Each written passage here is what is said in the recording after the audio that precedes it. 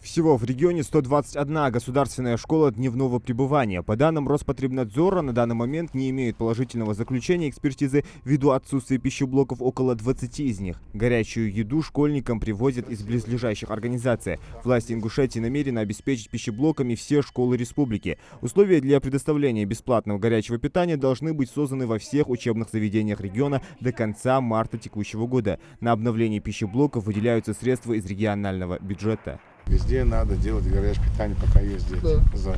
Это не касается. На это есть деньги, делайте. Я это с хадид есть. Ицагвале, бясагвале. Деньги есть, делайте. Никаких либо ни трещин здесь нет, ничего нет. Микротрещин. Только человеческий фактор. Из-за того, что там капитального ремонта не было с 1936 года. Вот это чисто вот микротрещин. Заново обновить. В 1945 году практически еще 100 лет простоит.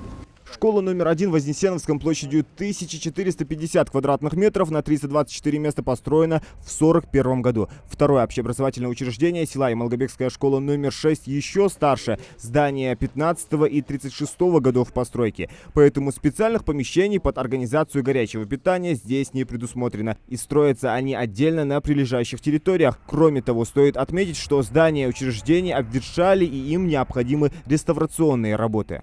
Давайте мне проект, ремонт полностью этой школы. Только вот что, не приостанавливая.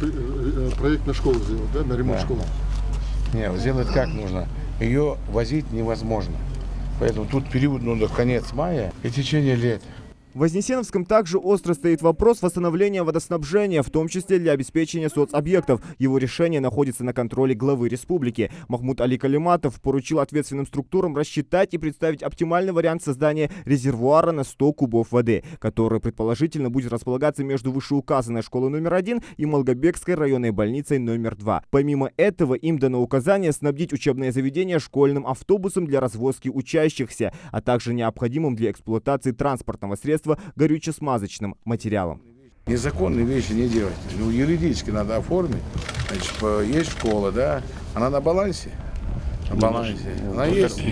У нас ученики здесь есть. Берите новый автобус. Первый же. Сюда определите его первый. И мне прям лично вот под красным там выведите, чтобы вы, министр, доложили мне. Хорошо. Первый автобус. Второе, вот эта емкость поставить 100 кубометров. Найти место, площадку, значит, чтобы она как раз пошла сюда, в больницу.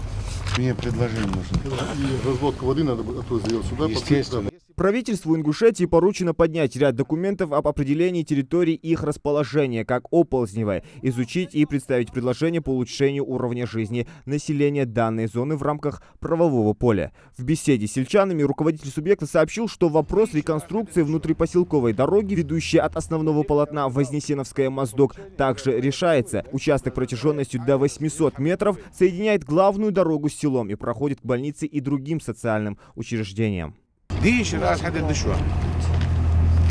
По них я уже дал там поручение, уже проект делают, да? Да. Проект, я с них хабибывей. Руководитель региона подчеркнул, что многие жители села переехали, воспользовавшись сертификатами в рамках республиканской целевой программы переселения и обустройства семей граждан, проживающих в оползневой зоне муниципальных образований города Малгобека и Малгобекского района, но некоторое количество семей в силу различных обстоятельств дома свои не покинули. Существование образовательных и медицинских организаций и подача питьевой воды, по его мнению, относится к первоочередным нуждам населения. Зелимхан Глоев, Хусейн Гагиев, Юсуп Ханиев, Рахман Цуров, Новости 24.